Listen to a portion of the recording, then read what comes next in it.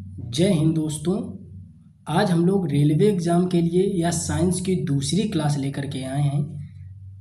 Science की पहली class railway exam की प्लेलिस्ट बना दी है चैनल पे, वहाँ जा कर के देख लीजिए, अपलोड कर दी गई है। या दूसरी क्लास है, हम लोग बारी बारी से टॉपिक और सब्जेक्ट के अकॉर्डिंग कवर करेंगे। दोस्तों, पहली क्लास में हमने रक्त पढ़ाया था और उसकी वीडियो क्लास आप प्ले लिस्ट में जा करके देख लीजिएगा।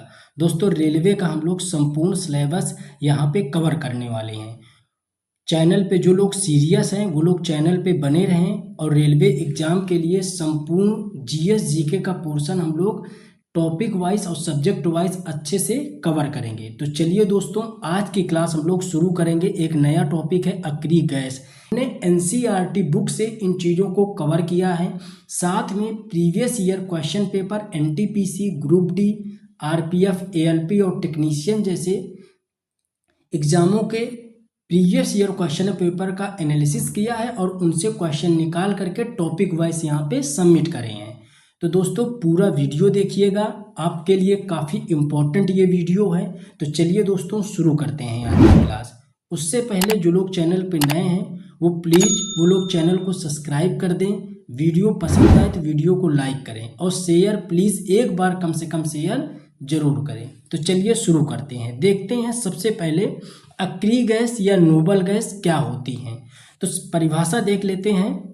नोबल गैस किसे कहते हैं? तो इन तत्वों की संयोजी कक्षा में कोई भी मुक्त इलेक्ट्रॉन नहीं पाया जाता है, जिसकी वजह से वो कभी भी रासायनिक बंध नहीं बनाते हैं। यह तो किताबी परिभाषा हो गई, लेकिन अगर आपको अपने शब्दों में समझाना हो किसी को तो किस तरीके से बताओगे? तो डायरेक्ट उससे कह सकते हो कि अक्रिय गैसें उन गैसों को कहा जाता है जो साधारण रासायनिक अपक्रियाओं में भाग नहीं लेती हैं या सदा ही मुक्त अवस्था में पाई जाती हैं। उन्हें हम लोग अक्रिय गैस कहते हैं।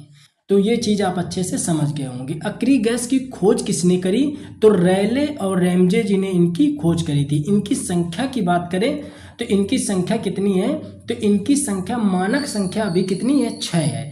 मेंडलीव की आवर्त सारणी में इनकी संख्या देखेंगे तो 6 है, लेकिन जो आधुनिक आवर्त सारणी आई उसमें इनकी संख्या 7 बताई जाती है। तो इस क्वेश्चन को आप अच्छे से दिमाग लगा करके सॉल्व करिएगा। अगर संख्या की बात कर रहा है कि संख्या कितनी है तो आप 6 टिक करिएगा। अगर किसी विशेष परिस्थिति से क्वेश्चन पूछता है कि आधुनिक आवर्त सारणी में इनकी संख्या कितनी है तो आप टिक करेंगे 7 है।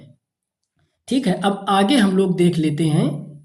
इसी के आगे हम लोग देखते हैं कि इनके अन्य नाम क्या हैं, कि अक्रिय गैसें हैं या नोबल गैस हैं, इनको अन्य नामों से कैसे जानते हैं। तो देखो, एक तो इसका नाम है अक्रिय गैस, दूसरा नाम है मुक्त गैस यानी फ्री गैस, तीसरा नाम है जीरो गैस यानी कोई भी वैलेंस इसमें नहीं होता है, और इसी को उत्कृष्ट गैस कहते हैं, इसी को स्टेबल गैस कहते हैं। ये लिखा गलत है, स्टेबल गैस कहते हैं, इसी को जीरो वैलेंट गैस कहते हैं और दुर्लभ गैस कहते हैं। तो जो एग्जाम में पूछा जाता है या तो आपसे उत्कृष्ट गैस पूछता है या अक्रिय गैस या फिर दुर्लभ गैस से ज़्यादातर क्वेश्चन फ्रेम करता है। देखो दोस्तों, अगर आप वास्तव में रेलवे एग्जाम को लेकर के सीरियस हो तो आप पूरा टॉपिक अच्छे से पढ़ो, उसका नोट्स बना लो। नोट्स बनाने के बाद फिर उस टॉपिक से related MCQ, practice set, test paper कहीं से, गूगल से, कहीं से भी आप लगाते रहो, कोई समस्या नहीं है। लेकिन पहले आपको ज़रूरत क्या है कि पहले आप उसका डिस्क्रिप्टिव चैप्टर पढ़ो अच्छे से,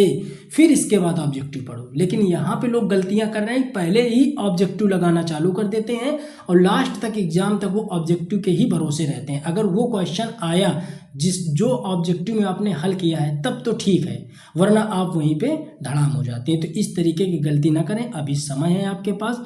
तो आप सारे चैप्टरों का पहले डिस्क्रिप्टिव से मैटर तैयार कर लो, उसको शॉर्ट नोट्स बना लो, जिस तरीके से हम यहाँ पे पढ़ा रहे हैं शॉर्ट नोट्स बना लो। इसके बाद रिवीजन करते रहो और ऑब्जेक्टिव सॉल्व करते रहो। जहाँ से उस टॉपिक के कुछ नए पॉइंट्स मिले उनको वहीं पे नोट डाउन कर लो। यही तरीका होता है एक सिलेक्शन पाने का और स्मार्ट स्टडी करने का। तो चलिए दोस्तों, आगे हम लोग देख लेते हैं। देखिए, पिछले वीडियो में हमने सिलेबस डिस्कस किया था एनटीपीसी का। इस वीडियो में हम लोग रेलवे ग्रुप डी की पीडीएफ लगा देंगे कि क्या सिलेबस और किस तरीके से क्वेश्चन पिछले साल पूछे गए हैं, तो वो भी आप डाउनलोड कर लीजिएगा। चलिए देखते हैं। नोबल गैस आवर्त सारणी में सबसे आखिरी ग्रुप 18 नंबर पे रखा गया है। ये क्वेश्चन डायरेक्ट पूछता है, इसको याद रखिएगा। किस नंबर पे है आवर्त सारणी में? तो 18वें नंबर पे है। इनकी संख्या हमने बताई 6, लेकिन आवर्त सारणी में इनको देखोगे तो कितनी है? 7 है। ये भी हमने आपको ऊपर बता दिया। अब देखो कौन सी नोबल गैसें, 6 नोबल गैसें हैं, तो कौन सी हैं 6, उनके बारे में हम आपको यहाँ पे बताते हैं। तो देखो 6 नोबल गैसों के नाम यहाँ पे हमने लिख रखे हैं, helium, neon, argon, krypton, xenon और रेडॉन। हीलियम गैस का परमाणु क्रमांक 2 है, नियॉन का 10 है, आर्गन का 18 है, 36, 54 और 86 ये क्रम से आपके लिखे हुए हैं। इसी क्रम का आपको परमाणु क्रमांक इनका याद करके जाना है। क्यों? डायरेक्ट परमाणु क्रमांक से भी क्वेश्चन रेलवे में पूछ रहा है। ठीक है। अब हीलियम गैस की मुख्य बात यह है कि सबसे क्या हल्की अक्रिय गैस है। सबसे हल्की अक्रिय गैस कौन सी है? हीलियम। लेकिन अगर आपसे पूछ ले अक्रिय ऑप्शन हटा देता और फिर पूछता कि सबसे हल्की गैस कौन सी है, तब आप क्या लगाते? तब आप हीलियम नहीं लगाते, तब आप लगाते H2। क्या है? H2। सबसे हल्की गैस अगर सिर्फ आपसे पूछे तो H2 है, लेकिन सबसे हल्की अक्रिय गैस कौन सी है? तो हीलियम है। चीज़ों को अच्छे से क्लियर करो, सस्पेंस ना रहना चाहिए। अब देख लेते हैं आर्गन के बारे में। अब इनको डिटेल में हम पढ़ाएंगे जहाँ से क्वेश्चन फ्रेम होता है। यहाँ पे आप देख लो, सबसे ज़्यादा पाई जाने वाली अक्रिय गैस कौन सी है? तो आर्गन है जो सबसे ज़्यादा पाई जाती है अक्रिय गैस। और स्ट्रेंजर गैस किसको कहते हैं? तो जीनान को स्ट्रेंजर गैस के रूप में जाना जाता है। अब देख लेते हैं कि रेडान के बारे में क्या है। तो यह सबसे भारी अक्रिय गैस है। देखो सबसे हल्की अक्रिय गैस हमने बताया कौन सी है? हीलियम। और सबसे भारी अक्रिय गैस कौन सी है? तो रेडान है। ठीक है। सबसे कम मात्रा में पाई जाने वाली अक्रिय गैस है, इसी को कहा जाता है सबसे कम मात्रा में पाई जाने वाली अक्रिय गैस। यह गैस वायुमंडल में नहीं पाई जाती है, वायुमंडल में नहीं पाई जाती है। यह बात आप समझ गए होंगे। लेकिन जब भूकंप की स्थिति पैदा होती है, जब भूकंप आने वाला होता है, तो ये गैस क्या होती है? धरातल से रिलीज होना चालू कर देती है। ठीक है, रिलीज होती है। तो इसी से इसी से वैज्ञानिकों को पता चलता है कि भूकंप आने की स्थिति है। भूकंप आने की स्थिति में ही यह गैस रिलीज होती है। इस बात को आप अच्छे से याद रखिएगा। ठीक है। भूकंप आने की स्थिति में यह गैस रिलीज होने लगती है, तो वैज्ञानिकों को यह अनुमान लगने लगता है कि भूकंप इस लोकेशन में, इस स्थिति में इतनी क्षमता से आने वाला है। तो यह गैस कभी भी वायुमंडल में स्वतंत्र रूप से नहीं पाई जाती है। ये बात आप अच्छे से याद रखिएगा। आगे हम लोग देख लेते हैं। अब एक एक गैस के बारे में हम लोग पढ़ेंगे। हीलियम। ठीक है, इनसे क्वेश्चन पूछता है। तो यह सबसे हल्की अक्रिय गैस है। और सबसे हल्की गैस कौन सी है? तो हमने अभी आपको बताया कि H2 है जो सबसे हल्की है। लेकिन अगर अक्रिय शब्द जुड़ गया है तो हीलियम है। ठीक है। यह हवाई जहाज के टायरों में भरी जाती है। कहाँ पे? हवाई जहाज के टायरों में। ऐसे ही क्वेश्चन पूछता है कि गुब्बारे में कौन सी गैस भरी जाती है, या हवाई जहाज के टायरों में कौन सी गैस भरी जाती है? तो हीलियम गैस भरी जाती है। लेकिन हवाई जहाज के टायरों में गर्मियों में N2 गैस भरी जाती है। कौन सी? N2 गैस भरी जाती है। गर्मियों में N2 गैस भरते हैं और सर्दियों में हीलियम भरते हैं। क्यों? क्योंकि जो N2 गैस होती है, यानी नाइट्रोजन जो गैस होती है, यह क्या करती है कि यह सर्दियों में जमने लगती है। सर्दियों में जमने लगती है। तो इस वजह से सर्दियों में इसका प्रयोग नहीं करते हैं हम लोग, इसका प्रयोग करते हैं गर्मियों में। ठीक है। कुछ लोगों को अभी भी सस्पेंस हो रहा होगा कि सर गलत पढ़ा रहे हैं, लेकिन ऐसा नहीं है। जो चीज़ें, जो मैटर आपको यहाँ से जो कंटेंट दे रहे हैं ऑथेंटिक है, परेशान होने की ज़रूरत नहीं है। ऑप्शन के अकॉर्डिंग आपको इसको अटैच करना है, ऑप्शन के अकॉर्डिंग आपको इसको टिकल करना है क्वेश्चन। अगर ऑप्शन में आपसे दे देता है कि वायुयान के टायरों में कौन सी गैस बढ़ी जाती है और हीलियम ऑप्शन में नहीं है, तब हम नाइट्रोजन को टिक करेंगे। और नाइट्रोजन अगर है, हीलियम है, तो फिर आपको अगर किसी में भी आप टिक करते हैं तो उसमें नंबर है कि आपको दोनों ऑप्शन में नंबर मिलेंगे। अगर वो एक सिचुएशन बना के देता है कि सर्दियों में या गर्मियों में, तो फिर जो बताया उसके अकॉर्डिंग आपको टिक करना है। हवा वाले गुब्बारों में कौन सी गैस भरी जाती है? तो हीलियम। अज्वल गैस कौन सी है? जबकि H2 ज्वलनशील। देखो अज्वल का मतलब है जो ज्वलनशील ना हो, तो हीलियम है जो अज्वल है। इसी वजह से वायुयान के टायरों में भरी जाती है। समझ गए ना?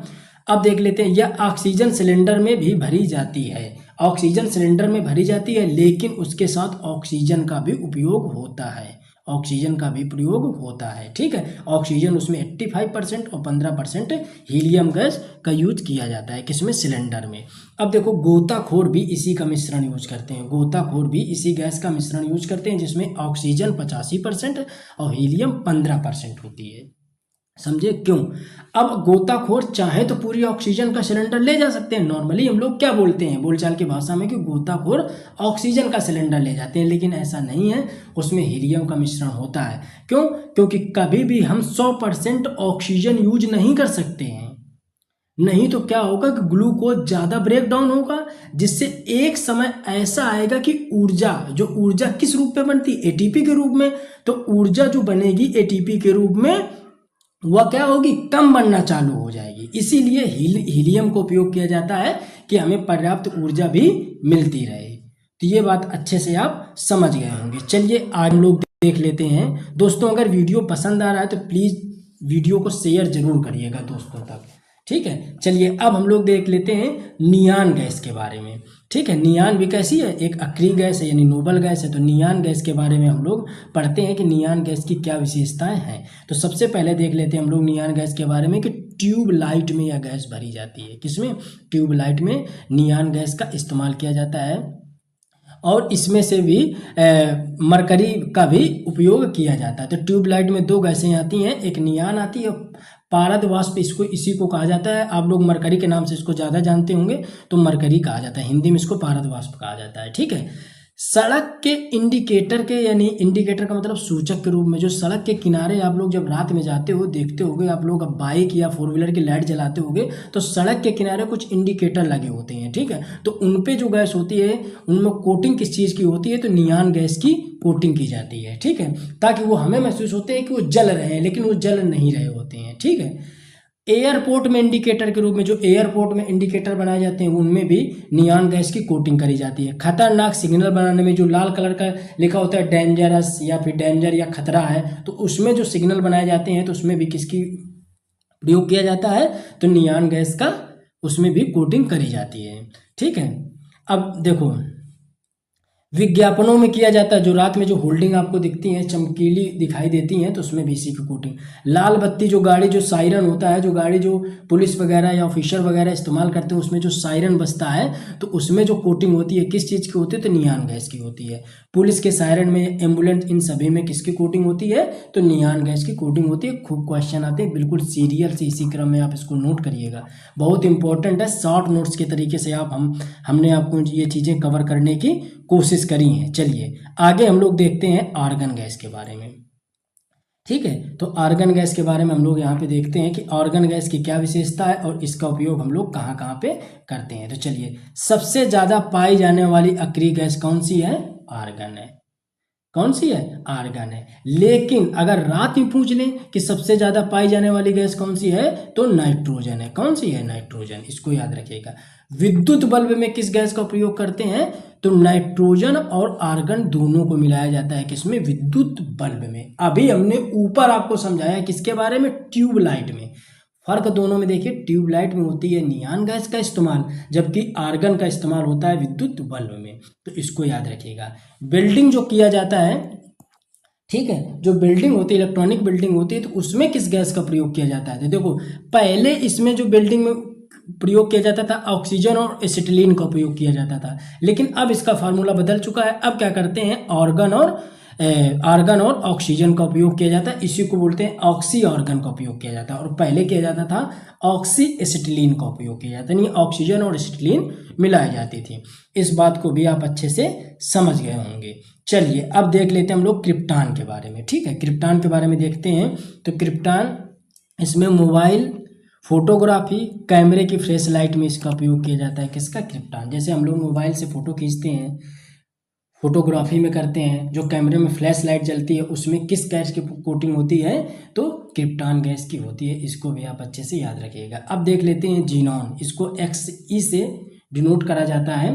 तो इसे स्ट्रेंजर गैस यानी अजनबी गैस कहते हैं।